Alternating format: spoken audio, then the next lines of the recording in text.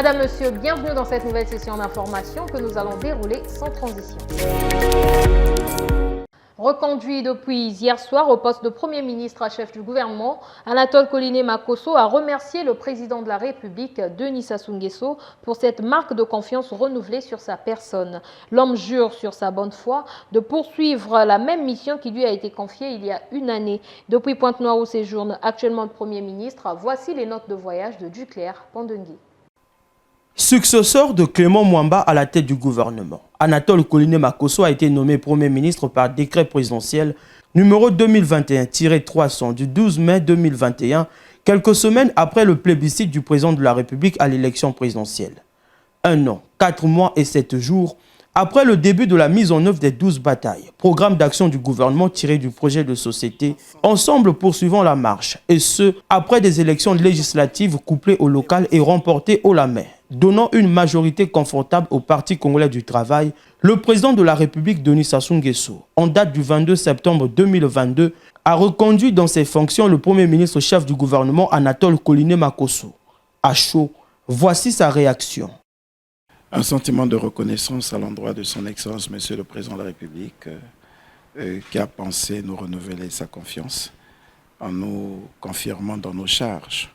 On ne peut pas penser que c'est quelque chose d'anodin, c'est une responsabilité lourde. Être nommé à une fonction est une chose, être confirmé dans cette fonction après un exercice de 15 à 16 mois, c'est toute une autre chose, parce qu'on n'est toujours pas sûr d'avoir convaincu pendant le premier exercice de la mission. Mais s'il a plu au président de la République dans sa mansuétude de nous renouveler la confiance, c'est qu'il pense quand même qu'on peut continuer avec lui la marche dans le cadre de la mise en œuvre de son projet de société, les engagements qu'il avait pris lui-même devant le peuple congolais. Et je voudrais en appeler l'ensemble des forces vives, les membres du gouvernement qui vont continuer cette mission avec moi, de faire preuve de davantage de responsabilité, davantage de courage, de bravoure, d'ingéniosité, pour que nous ne puissions pas décevoir les espoirs et les attentes du peuple, mais surtout qu'on ne puisse pas décevoir le président de la République qui nous a refait confiance. De nouveaux chantiers donc. De nouveaux et d'importants chantiers qui ont déjà été identifiés dans le cadre du plan national du développement. Dût-nous le savoir, nous avons pratiquement achevé la première année d'exécution du plan national de développement qui arrivera à son terme en décembre. Et donc l'année prochaine, c'est la 3e année du mandat du président de la République. Nous avons donc intérêt à être davantage à l'ouvrage pour rattraper le temps perdu, si tant est qu'on a le temps perdu, mais relever tous les défis qui se présentent à nous. Dans le communiqué annonçant sa reconduction, le Premier ministre chef du gouvernement, Anatole Coliné Makosso, a été enjoint de faire dans un délai approprié des propositions susceptibles de recourir à une plus grande efficacité de l'équipe gouvernementale. La ville de New York, aux États-Unis, a abrité du 16 au 19 septembre dernier le sommet mondial sur la transformation de l'éducation. Le Congo y a été représenté par le ministre de l'Enseignement préscolaire, primaire, secondaire et de l'alphabétisation, Jean-Luc Moutou. Commentaire à Jean Bataladieu. Le sommet mondial sur la transformation de l'éducation a posé la problématique de l'éducation. Selon l'UNESCO, 244 millions d'enfants et des jeunes dans le monde ne sont toujours pas scolarisés. Un réel problème, reconnaît le ministre congolais en charge de l'enseignement général, présent à ses assises. La construction des sociétés durables passe essentiellement, et il a été rappelé ici, par la nécessité de former les citoyens. Face aux crises, face aux problématiques de l'environnement. Il était question justement de rappeler la nécessité de pouvoir prendre à bras le corps les problématiques de jeunesse, leur éducation, les questions d'entrepreneuriat juvénile à travers le monde, pour que effectivement aucune jeunesse ne soit sacrifiée. Les participants s'accordent sur les principes du développement durable, s'appuyant notamment sur la quête permanente de l'équité, de la compétence, de la formation numérique, d'où la nécessité des infrastructures scolaires adéquates. En ce qui concerne notre pays, des efforts importants évidemment sont consentis année après année dans le cadre de l'amélioration de notre système éducatif. Et nous l'avons vu au travers de notre action toutes ces infrastructures que notre pays est en train d'émailler le territoire national en termes de construction de lycées, de réhabilitation, et aussi ces recrutements massifs d'enseignants dans le système éducatif, et sans oublier l'inauguration passée de l'ENFIS à Mouyonzi, qui sont aussi là des cadres importants dans le cadre de la prise en charge du personnel éducatif et de leur formation. Et on peut véritablement se réjouir de toutes ces approches qui sont mises en commun par l'action du gouvernement dans notre pays. La Covid-19 a durement affecté les systèmes éducatifs du monde. Le secrétaire général de l'ONU, Antonio Guterres, encourage les bailleurs de fonds à soutenir les pays en développement, ce à un moment où certains observateurs redoutent les glissements de l'objectif de développement durable visant une éducation de qualité pour tous d'ici à 2030. Au cours de ce sommet, le Premier ministre chef du gouvernement Anatole Koliné Makosso a fait un état des lieux du système éducatif congolais par visioconférence. Retrouvons Jean Bataladiou. Les chefs d'État de gouvernement et les différentes délégations ont fait un état de lieu de leurs systèmes éducatifs, des déclarations appuyées par celles des partenaires financiers et au développement à un moment où l'éducation du continent africain croule sous le poids des effets de la Covid-19. Les différentes réflexions visent à rendre les systèmes éducatifs africains plus résilients. Par visioconférence, le Premier ministre congolais a présenté les différentes options prises par le gouvernement congolais en période de crise sanitaire liée à la Covid-19. La stratégie nationale de riposte et de résilience mise en œuvre dans notre pays à cet effet aura permis de doter le système éducatif d'un dispositif digital d'enseignement à distance et a abouti à la création d'une télévision nationale scolaire qui est mise à travers la télévision numérique terrestre et d'une plateforme nationale d'enseignement en ligne et hors ligne. La crise du Covid-19 n'a pas seulement rappelé la fragilité sanitaire des pays africains, mais aura révélé combien il était urgent de refonder les méthodes pédagogiques et de réfléchir à de nouveaux outils pour repenser nos systèmes éducatifs et transformer l'éducation en Afrique. Une communication soutenue par le représentant du Congo à ces travaux, Jean-Luc Montou, le ministre en charge de l'enseignement général. Toutes ces réflexions ont débouché sur les recommandations dans le contexte africain, mais pas seulement. La Commission de l'Union africaine a signé le protocole d'accord avec les partenaires dans le domaine de l'éducation, le développement des compétences, la culture et l'alimentation scolaire locale. Je vous propose à présent de suivre le discours du Premier ministre chef du gouvernement Anatole Koliné Makosso à l'issue de ce sommet.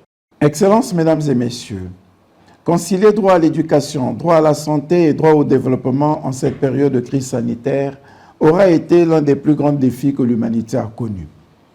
C'est ici le lieu de saluer l'implication personnelle du secrétaire général des Nations Unies qui, dès avril 2020, appelait les gouvernements à faire de l'éducation de tous les enfants une priorité en période de crise sanitaire.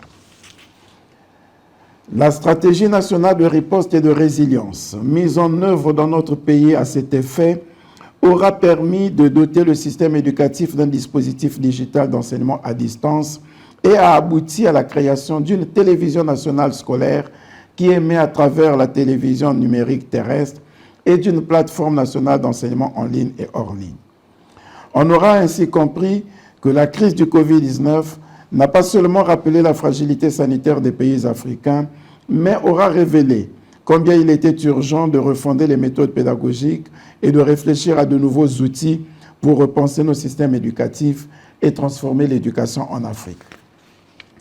Tel est l'objectif poursuivi par les États généraux de l'éducation en cours dans notre pays et en lien avec l'initiative internationale sur la transformation de l'éducation, avec pour ambition d'accroître l'offre publique d'éducation en vue d'assurer une éducation de base inclusive et de qualité à tous les citoyens, d'élaborer et mettre en œuvre un nouveau cadre d'orientation curriculaire axé sur les besoins réels de l'économie nationale et du marché de l'emploi, d'assurer la formation initiale et continue de tous les enseignants sur la maîtrise de l'utilisation des supports TIC et la pédagogie de l'apprentissage numérique et à distance, d'augmenter considérablement les ressources publiques allouées au secteur de l'éducation au-delà du seuil standard de 20% du budget de l'État. Je vous remercie. Rentrée scolaire 2022-2023, retour dans ce journal sur la rentrée administrative qui a eu lieu le 20 septembre dernier dans tout le pays. Welcome Devolo a sillonné quelques CG et lycées de Brazzaville pour se rendre compte de l'effectivité de celle-ci. Suivez. C'est l'annonce de la prochaine rentrée scolaire 2022-2023. Avec cette rentrée administrative, le personnel de l'administration s'active afin de mieux préparer l'accueil des enseignants et des élèves. Ce matin, j'attendais 7 membres de l'équipe de maîtrise. Les 7 étaient présents. 7 parce que il y a le directeur des études vague A sortant qui était là et le surveillant général vague B entrant qui s'est présenté. Donc l'équipe de maîtrise, on est là à 100%. Le personnel enseignant administratif, j'attendais 17, 16 se sont présentés avec 12 femmes. Donc la rentrée administrative est effective. Tout le monde est à son poste. Nous sommes déjà en train d'anticiper la rentrée pédagogique par l'élaboration des emplois du temps. Nous sommes déjà aussi en train d'élaborer les listes nominatives des élèves. Apprêter les emplois du temps, les listes des élèves, des tâches importantes aux yeux de l'inspecteur coordonnateur au CIBI Gilbert. La rentrée administrative, c'est la première étape de la rentrée scolaire où les administrateurs doivent mettre en œuvre tout ce qui est pour l'administration. Et son importance, ça permet aux directeurs, aux agents de l'inspection d'arranger les documents pour s'apprêter à recevoir les parents d'élèves et les élèves le jour de la rentrée scolaire qui est programmée pour le 3 octobre. La rentrée administrative, c'est signalé d'abord par le cadre de l'administration. Lorsque nous allons ouvrir les bureaux pour d'abord préparer la rentrée pédagogique et ensuite, c'est maintenant la rentrée effective de la rentrée scolaire. C'est pour que les élèves viennent en masse le jour de la rentrée scolaire. Mais normalement, pour aujourd'hui, c'est l'administration qui a lieu. La rentrée scolaire se profile à l'horizon et les chefs d'établissement scolaire misent sur l'implication de tout le personnel pour assurer aux élèves un bon retour à l'école le 3 octobre 2022. Qui dit rentrée administrative dit certainement début des inscriptions au lycée de la Révolution. Parents et élèves ont pris d'assaut les bureaux. L'ambiance des inscriptions avec Nuxia Giempio et Love Pana. Avec la rentrée scolaire prévue pour le 3 octobre prochain, élèves et parents d'élèves s'activent. Une préparation scolaire qui passe par les inscriptions, mobilisant ainsi le personnel administratif quelques jours après la rentrée administrative. Devant les bureaux établissements scolaires, personne ne veut rater la phase d'inscription à l'image de ses parents d'élèves. Il y a beaucoup d'élèves qui s'inscrivent. J'ai été bien reçu. Et par rapport à mon âge, on est obligé de me prendre avant comme papa, parce qu'il y a trop d'élèves. Et j'ai été bien reçu, j'ai pris l'inscription de l'enfant sans problème. Mais ils sont en train de faire un travail de fond, de répartition des salles de classe. Parce que le fait d'inscrire, il faut qu'ils revoient le nombre des inscrits, parce qu'il y a beaucoup de séries. Et au vu de cela, ils vont donner la salle de classe. Si les parents d'élèves apprécient le bon déroulement de cette phase, ils doivent aussi faire face aux frais de ces inscriptions qui s'élèvent à 10 000 francs CFA. Toujours dans le même registre, une équipe de EAD TV s'est rendue dans les marchés de la place pour faire un constat des préparatifs de la rentrée scolaire prévue pour le 3 octobre prochain. Suivez. La date de la rentrée scolaire 2022-2023 se profile à l'horizon. Si les décors préludent à cette rentrée est réelle au niveau des marchés de Brazzaville, l'ambiance, elle, n'est pas encore au rendez-vous. Bon, en ce moment, on attend seulement les parents, comme si on n'a pas encore payé. Il n'y a pas tellement assez d'acheteurs. Pour beaucoup des parents d'élèves, les prix des fournitures scolaires sont élevés comparativement à l'année dernière. Mais actuellement, quand on voit au niveau des sacs, les sacs sont vraiment coûteux. Aux tenues, l'année passée, on achetait le mètre au maximum 1500. Mais là, je vois, il y a d'autres qui font à 2000, il y a d'autres qui font à 1800. Mais les prix sont vraiment élevés. Ce n'est plus pareil. Les prix des fournitures scolaires tendront-ils vers la baisse? Pour les parents, préparer la rentrée scolaire est un devoir. Et pour terminer, 38 élèves du lycée d'excellence conventionné de la Révolution ont visité ce 21 septembre 2022 les locaux de la première chaîne éducative du Congo, EAD TV. Objectif, présenter la chaîne qui est désormais sur TNT à ses élèves et susciter chez chacun d'eux une vocation dans les métiers liés au journalisme. En l'espace de quelques minutes, Ces élèves en classe de seconde du lycée d'excellence conventionné de la Révolution ont pu s'imprégner de tout ce qui se passe dans une chaîne de télévision. De la collecte à la diffusion des informations, chacun s'est fait une idée des métiers liés au journalisme. C'est une chaîne éducative tout d'abord qui a été inaugurée le 14 octobre 2020 par Madame Audrey, qui est la directrice générale de l'UNESCO. Cela a été inauguré en présence de l'ex-ministre de l'Enseignement, qui est M. Anatole Koliné Makosso, qui est aujourd'hui Premier ministre, chef du gouvernement de la République du Congo. Ici, j'ai retenu que dans cet établissement, il y avait la chaîne EAD TV. Nous sommes d'abord passés dans la salle de rédaction où certains journalistes viennent pour débattre des sujets donnés, pour connaître le vrai du faux. Et nous sommes passés à la salle de traitement. Après, nous passons là où la journaliste vient et présente son plateau. C'est très brave de la part des journalistes de faire tout ce travail, se déplacer dans tout le Congo pour pouvoir prendre des informations et le diffuser pour toute la population. C'est une très bonne vocation. Organisée chaque année par la première chaîne éducative du Congo, EAD TV, cette visite guidée a donné lieu à une séance de questions-réponses et les 2 meilleurs élèves ont reçu des livres des mains de la responsable de la bibliothèque mobile Les Parades littéraires, Célia Mboukou.